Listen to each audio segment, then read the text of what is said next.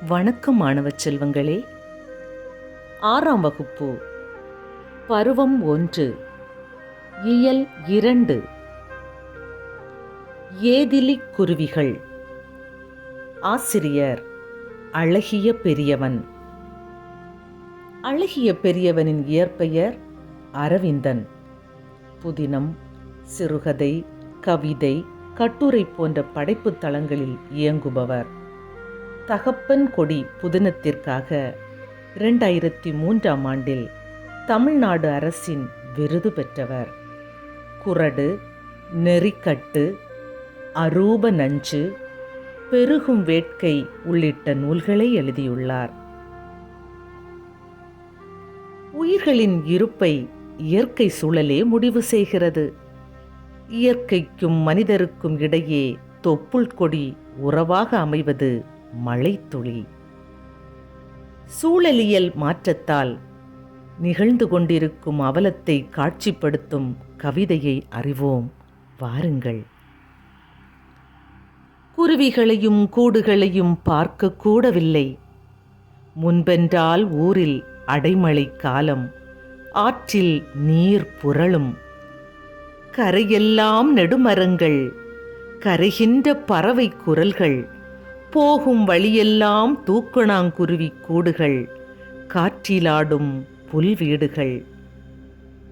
மூங்கில் கிளையமர்ந்து சுழித்தோடும் நீருடன் பாடிக்கொண்டிருக்கும் சிட்டுகள்.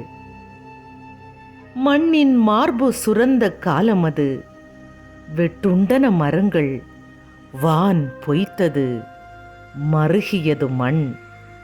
ஏதிலியாய் குருவிகள் எங்கோ போயின. பாடலின் பொருள் அறிவோமா? குருவிகளையும் கூடுகளையும் பார்க்க கூடவில்லை. இப்போது குருவிகளையும் குருவிக்கூடுகளையும் பார்க்க இயலவில்லை. முன்பென்றால் ஊரில் அடைமழை காலம், ஆற்றில் நீர் புரளும். முன்பெல்லாம் ஊரில் ஓடும் ஆற்றில் அடைமழை காலத்தில் நீர் புரண்டு ஓடும். கரையெல்லாம் நெடுமரங்கள், கரைகின்ற பறவை குரல்கள், போகும் வழியெல்லாம் தூக்கணாங்குருவி கூடுகள், காற்றிலாடும் புல்வீடுகள். ஆற்றின் கரைகளில் உயர்ந்த மரங்கள் இருக்கும். பறவைகளின் குரல்கள் கேட்டுக்கொண்டே இருக்கும்.